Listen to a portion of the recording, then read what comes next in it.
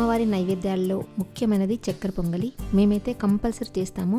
మీరు కూడా అమ్మవారి పూజ చేయాలంటే ఏం ప్రసాదం చేస్తారో కామెంట్ పెట్టండి. ప్యాన్లో పెసరపప్పు వేసుకుని స్టవ్ సిమ్లో పెట్టుకొని కొంచెం కలర్ మారే వరకు వేయించుకోవాలి. వేయించుకున్న పప్పులో రైస్ వేసుకుని 2-3 సార్లు బాగా కడిగి ప్యాన్లో వేసుకుని వాటర్ పోసుకుని ఉడికించుకోవాలి. మధ్య మధ్యలో కలుపుకుంటూ రైస్ దగ్గరకు వచ్చే వరకు ఉడికించుకోవాలి. తర్వాత స్టవ్ ఆఫ్ చేసుకుని పక్కన పెట్టుకోవాలి. వేరే ప్యాన్లో నెయ్యి వేసుకుని కరిగించుకోవాలి. నేను ఇక్కడ హోల్సమ్ గిరికౌ ఘీ వాడుతున్నాను. మీకు కూడా ఎలాంటి కల్తీ గానీ అడల్ట్రేషన్ గానీ చేయని ప్యూర్ ఆవు నెయ్యి కావాలనుకుంటే wholesameindia.com లో ఆర్డర్ పెట్టండి. నెయ్యి వేడెక్కిన తర్వాత మనకు కావాల్సిన నట్స్ గానీ డ్రై ఫ్రూట్స్ గానీ వేసుకోవచ్చు. కొబ్బరి ముక్కలు కూడా కలర్ మారే వరకు వేయించుకోవాలి. ఇదే ప్యాన్ లో బెల్లం పౌడర్, షుగర్ వేసుకోవాలి. నేను ఇక్కడ హోల్సమ్ ఆర్గానిక్ జాగ్రీ పౌడర్ వేసుకుంటున్నాను. మీకు కూడా ఎలాంటి కల్తీ గానీ సల్ఫర్ గానీ లేకుండా తయారు చేసిన ఆర్గానిక్ బెల్లం కావాలంటే wholesameindia.com లో ఆర్డర్ పెట్టండి. లేదా 9459458855 వాట్సాప్ నెంబర్ కి మెసేజ్ చేయండి. కొన్ని వాటర్ పోసుకుని ఈ బెల్లం షుగర్ కరిగే వరకు కలుపుకోవాలి. ఇంకో 5 నిమిషాలు ఈ పాకంని మరగనివ్వాలి. తర్వాత దీంట్లో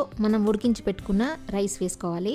బాగా కలుపుకుంటూ ఈ బెల్లం పాకంలో ఉడికించుకోవాలి. దగ్గరకు వచ్చే వరకు ఉడికించుకోవాలి. ఫ్లేవర్ కోసం ఇలాచీ పౌడర్ వేసుకోవాలి. కొంచెం నెయ్యి వేసుకొని కలుపుకోవాలి. బాగా దగ్గరకు వచ్చిన తర్వాత వేయించుకున్న డ్రై ఫ్రూట్స్ తో గార్నిష్ చేసుకోవాలి. అంతే, సింపుల్ గా అమ్మవారికి నైవేద్యం ప్రిపేర్ అయిపోయింది. నచ్చితే లైక్ చేయండి, షేర్ చేయండి, ఫాలో అవడం మర్చిపోవద్దు.